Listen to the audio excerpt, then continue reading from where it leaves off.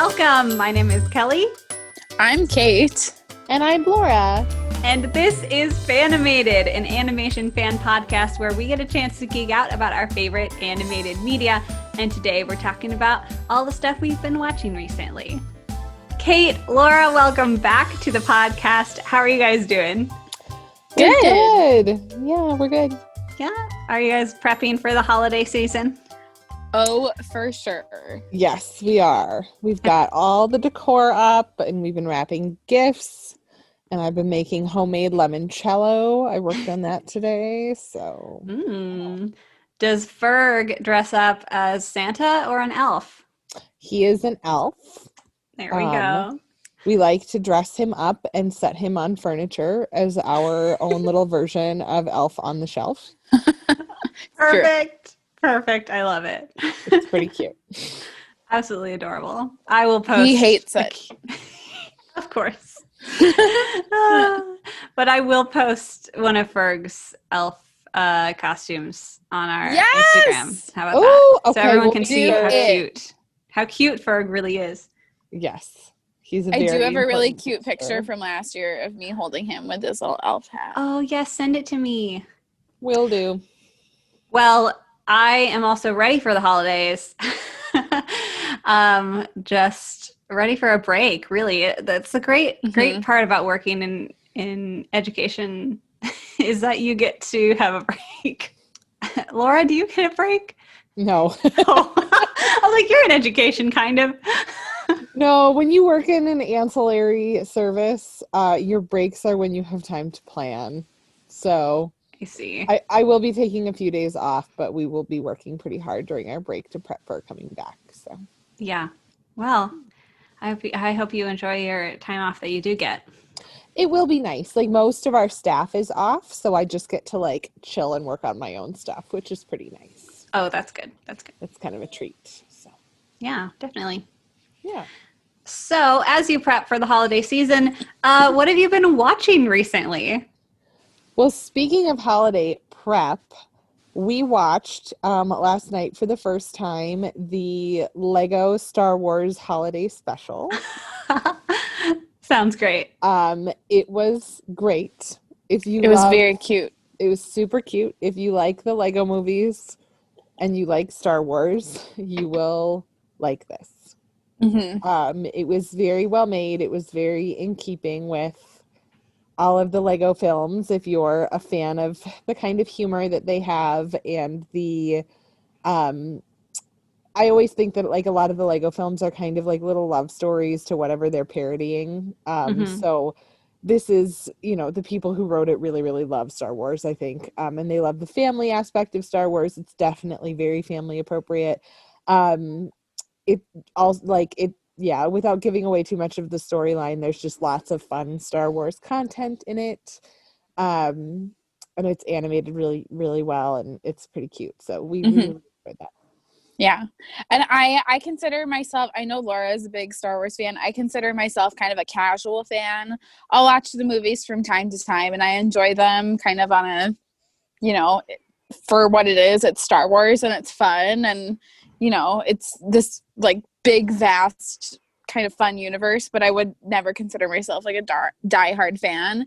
And I like that there were so many cute little Easter eggs. I feel like no matter what your level of fandom is, if you like it like me on just like a casual level, or if you really love the movies and really get into that universe, there are so many fun little bits and little Easter eggs in there that anyone can enjoy. It also, the infamous holiday Star Wars special that was on television. Yeah. It references some of the stuff from that. So they are celebrating Life Day and Chewbacca's family is there. So some of the little things, if you're like a deep Star Wars nerd and you've seen or about the original holiday special, they tried to update it, but also kind of play with the themes from that. Kind of riff on the original. Yeah. So it was very fun. That sounds super great. Where did you guys watch that? Where was that? It's on Disney Plus. Okay, there we go. Well, I should have thought of that. I mean, I'm still not connecting fully that Star Wars is Disney now, but I know. yeah, that is cool. Speaking of Disney Plus, have you guys been keeping up with Mandalorian? I was just going to say that's the other thing that I've been watching. Yes! This last episode, Mm, these last two episodes yeah. have blown my mind. Like, I've gotten so excited. My family is just huge. I mean, I joke that like I came out of my mother's womb and like landed on a screen that was playing Star Wars. Like, it is deeply ingrained in my family's psyche. It's probably one of my earliest film memories, to be honest, is watching Star Wars with my family. And so we love to watch Mandalorian. My brother is at college, and he and his roommate always watch it like the second that it comes out. And it usually takes me a few days to watch it.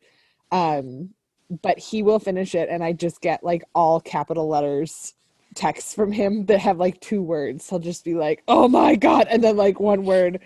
And then I'll respond to him with just like the what. He won't tell me what it was because he doesn't want to surprise. Right. So he won't be like, this person or this happens. And then I just respond like with a name or like with a planet. And he knows exactly how my mind was blown. Yeah, there has been, I don't know how much spoilers you like to give away in these, but We try to keep it spoiler free in the Whatcha Watching zone. okay. No spoilers, but there's, I think one of the things that Mandalorian has done really well, just in terms of living in the Star Wars universe and making it fun for fans, is crossing over to all of the different aspects of Star Wars. So it's something that I feel like is connecting a lot of the different stories that have happened in the Star Wars universe. And that some connections have been made in the last 2 episodes that have been very, very exciting. So I have been just living for each episode. Yes. Oh my goodness. I agree. It's really, really picking up for the, going into the end of the season here. And I just absolutely adore every episode. I also just cannot get over when I watch it. There was a photo that came out of Pedro Pascal, who plays the Mandalorian, rehearsing, walking through his blocking, which for those of you who aren't theater people, that means like walking through his path on set. And he didn't have his helmet on, so you get to see him do it without his helmet on. But the baby Yoda, who the puppet is very, very fragile. So he rehearses with a teddy bear. Oh, So it's this photo of Pedro Pascal in full Mandalorian gear, sans helmet, like carrying a teddy bear. oh, adorable. I'll try to find it so that you can send it out on Fanimated's page, because it's just the cutest little thing. Yes. Oh my goodness, please. I'll add that to the post for this episode. Yeah. Oh, cute. What else have you guys been watching? This fall, I feel like both Laura and I in particular have kind of started to catch up with everyone else, and we've kind of been hit a little bit by the COVID blues, especially because within the last couple of weeks we've had some extra restrictions in place, which is great. We want to make sure that everyone is safe and healthy and hopefully can spend the holidays with friends and family. Mm-hmm. But so I've been kind of, the last like month or so, I've kind of just been watching and revisiting some things that are just kind of a little more uplifting or comforting. I've talked about it before on here. I am not much of a binge watcher at all. But I did, in fact, binge watch the entirety of Schitt's Creek. And it was just as wonderful as everyone said it was. Mm-hmm. And that's Schitt's with a SCHITT. Yes. Just to get Just to make get sure. past your personal censors, Kelly. A family-friendly show. Well, I don't know. Listen to the last episode. I think I might have left a few things in on accident, but that's okay. It's fine. But I've been like rewatching some of Parks and Rec, just things that are like positive and uplifting and makes you feel good when you're watching it. Just things that kind of are helping to distract from everything else that's happening in the world and in life. Okay, I've also you know what we just rewatched that you should talk about? I started watching Hunchback because that's my favorite. Is that what you were talking about? Yeah, you should definitely talk about that. Okay, Yes. I started rewatching it, and Laura came home, and we watched it together. We do have an episode from like 2 years ago. Yeah, way back. If you want to hear me and Kelly talk about, it's my favorite Disney movie of all time. It's a great episode. That, I rewatched Frozen 2 again because I love it. You can go listen to that episode. And other Disney movies that I've been rewatching from my childhood. I turned on 101 Dalmatians on Thanksgiving just for something light and fun. I rewatched Atlantis not too long ago. Yes. Disney Plus is the best, guys. I just love revisiting these things that I haven't watched since I was a kid. But yeah, just things that are like uplifting and make you happy and I don't know. I've needed that, and that's kind of been what I've been watching. So some animated stuff, some not. But yeah, that's great. The Crown is really great too. That's not super uplifting, but it's really great. I'm so behind on that show. Whenever we do a What You Watching for this group, because Kate and I watch a lot of non-animated media, particularly like in shows. We watch a lot of animated movies, but we don't watch as many series that are animated.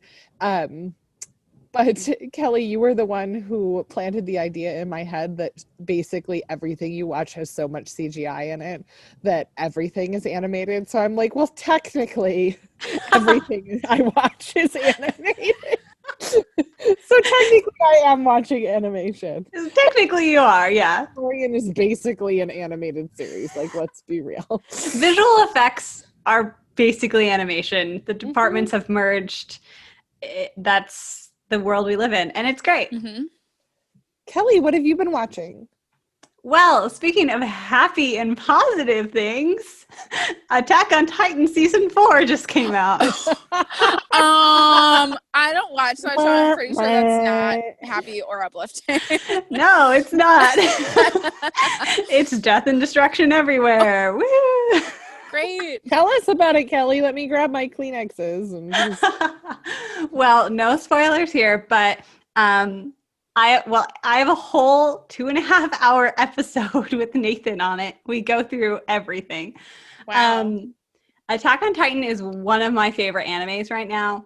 It's been going on like since 2013, and we're finally getting like the last.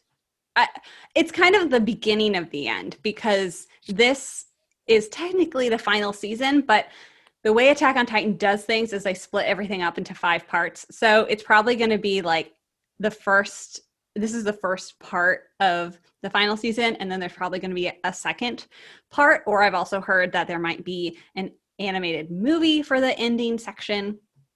But regardless, we're on the last leg of the journey. And again, not to spoil anything, but season 3,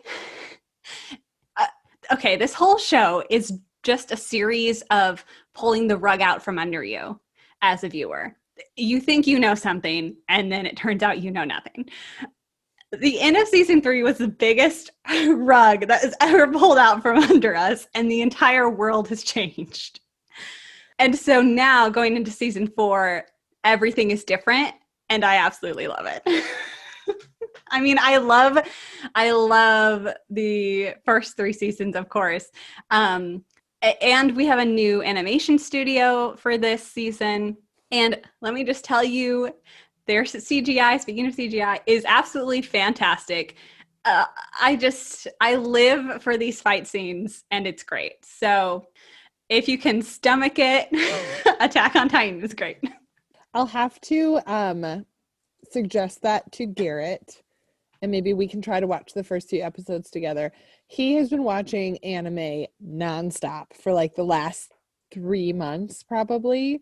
And he has just been deep diving into some like just old, like bad, like not bad, but I'm like, the quality of this is just like, I feel like I'm looking at a flip book. Like, what are we even watching? So, well, usually I like to try to watch those things with him, but I just have not been able to sit down and watch some of the stuff that he's been watching. So maybe I will suggest that we try to watch that one together. Absolutely. Knowing what I know about Garrett's anime habits, I think he would enjoy Attack on Titan. Okay. He's really liked, I mean, he likes a lot of stuff. And we really liked watching, I think we have like 3 episodes of Vinland Saga left. Oh, We really have yes. liked watching Vinland Saga. Oh, Vinland together, Saga, so. guys, is so good. It's so good. And I don't like anime. And I'm Actually, like, this is great. I'm pretty sure Vinland Saga is the same studio that has done Attack on Titan. Oh, well, that's very promising for me because with the exception of a few weird choices for some character design, it's actually like I really, really love the style that Vinland Saga is animated in. So Yes, Wit Studio also did Vinland Saga and the first 3 seasons of Attack on Titan. well, that is very promising. I will have to put it on our queue to watch together. Yes. And speaking of Wit Studio, this is a great segue. Going into my next topic that I've been watching is Great Pretender, which is another Studio Wit production. And Great Pretender season 2 is out on Netflix now. Technically, it's the second part of the first season, but Netflix releases things weird. And so they released it as 2 different seasons instead of 1. But fine, whatever, as long as we get it in some form. Great Pretender is, and I think I've mentioned it in a Whatcha Watching before, but it's a group of con artists going on these crazy heists and adventures, basically trying to con the world's greatest criminals. And it's absolutely fantastic. Beautiful animation, very engaging characters, and another show that just pulls the rug out from under you at every turn. And it's great. Highly recommend. Kelly, you have to watch Cowboy Bebop so we can talk about it. Yes. I cannot believe will. I have been slowly plugging away at it's one of the things I really like about it. I really enjoy the show. It's very episodic in that I can just watch 1 or 2 and then switch to something else or just, kind of, but I enjoy coming back to it, which I don't have a lot of shows that are like that for me. I tend to be like an extreme binger. So it's nice to just have 1 or 2 things that I can put on. But I just still cannot believe that I have been slowly but surely plugging away at an anime that you have not watched. So I just feel like I'm going to hold on to that little trophy, my little Cowboy Bebop trophy, and hoist it high above my head. And Nathan recommended that one to me too, and I really need to get going on that. So yes, definitely adding it to the watch list because yeah, I've heard so many good things from so many people. So it can be a New Year's resolution for you. Watch Cowboy Bebop. There we go. Of course, I watch a lot of things, so I can't talk about it all, but there is one more anime I'd like to mention because I binged watched it in 1 day. Whoa. Oh my gosh. There are only 12 episodes, so don't get too alarmed. Of course, they're only 20 minutes each. But it was one of those shows that I could not stop watching. Like, I physically could not. It was like too in-depth, too cliffhangery, and I had to know what was happening. It's called Erased. And this is another anime that's been on my watch list for the longest time. And the other day I was just like, I need something to watch. I need to try something new. And I tried Erased, and it was actually probably a bad idea because it was in the evening and I stayed up way too late. Oh no. But Erased is, I don't even know how to describe it. I would put it in the like mystery suspense genre, not necessarily horror, but it's basically like a murder mystery kind of theme that's going on. This guy, he has this ability to like go back in time to fix something or to keep a disaster from occurring. Mm-hmm. And usually he only goes back like a few minutes. And this time I don't know, I shouldn't spoil things, even though it's right at the beginning, but he goes back to his childhood, and it's like 1988 or something, and he already knows who gets murdered, and he's trying to save all of them from the serial killer and try to figure out who the serial killer is. Ooh. Using his knowledge from his life, you know, in the future, and going back and being a kid. And that's the other thing too. He's trying to solve this mystery, but he's stuck in like 5th grade. So he travels back, like his body, he himself travels back to where he was. Yes. He does not cross his own timeline and coexist as an adult. Correct. Okay. He relives the time as a 5th grader. Oh, okay. So that's a big. But he keeps his knowledge. He keeps his knowledge of his future self, but he is back in the body of a 5th grader, back in the home with his mother he used to live in, back at the school he used to attend. He lives his life like normal. That's cool. That is a very cool twist. I really love science fiction. You guys have probably figured that out if you've listened to a lot of our episodes. And I'm a big fan of time travel narratives, and that actually is kind of a new twist for me on I don't think that I've ever watched something in depth that is part of the time travel thing. So that sounds really, really interesting. Ooh, well, yeah, you should definitely try it out. It's on Netflix. Again, be prepared to click next episode because you won't want to stop once it's started. Nice. So you said it's only 12 episodes. Is it like a fully completed thing? Yes, it's a complete story. It's standalone. And I still haven't quite decided on all my thoughts about it because part of me is like, oh, it felt kind of obvious, but also the things that happened to get there were crazy. And I'm still, if anything, I'm still ruminating on it. Like I'm still thinking about this show. Like it has left an impact. And it's done really well. And like you said, Laura, the time travel element is so unique. And so yeah, I highly recommend. I still haven't been able to like decipher in my own mind where it sits on my list of like anime, but it's a really, really good one. And I highly recommend it, especially for people who are like, I don't want to commit to something like 80 episodes long. So 12 episodes, there you go. Great. Well, as always, we have lots of things we're watching and lots of things to talk about. This is actually the last Whatcha Watching of the year. So I hope everyone has a good break if they have a break. If you don't, try to get a break. You deserve a break. Yeah. And watch some cool shows and let us know about them. Thank you so much for listening, everyone. You can become a part of the Fanimated crew over at patreon.com/fanimated, vote for upcoming episode topics, and hear bonus content like our Mulan bonus episode that just came out. You can follow us on Instagram and Facebook at Fanimated Podcast to stay up to date with all things animated, and don't forget to leave a rating and review to tell us what you'd like us to watch next. The music is provided by Purple Planet Music, and the art is done by myself. You can follow me on at Candor Draw on Instagram. And Kate and Laura and Ferg, thank you for joining me. So stay tuned and stay animated.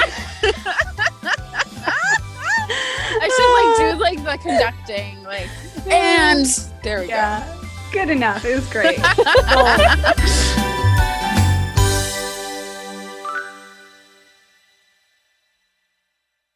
I feel like that intro sounds a little bit like the This Old House sign off. You guys ever watch This Old House? Yes. No. Oh, it's a home improvement show on public television. And they're always like, they're like, till next time, I'm so-and-so. And they go around the circle. Yes. And blah, blah, blah. And this is our old house. This is our old house. Yeah, okay. And we'll see you next time on This Old House. This old house. Thank you.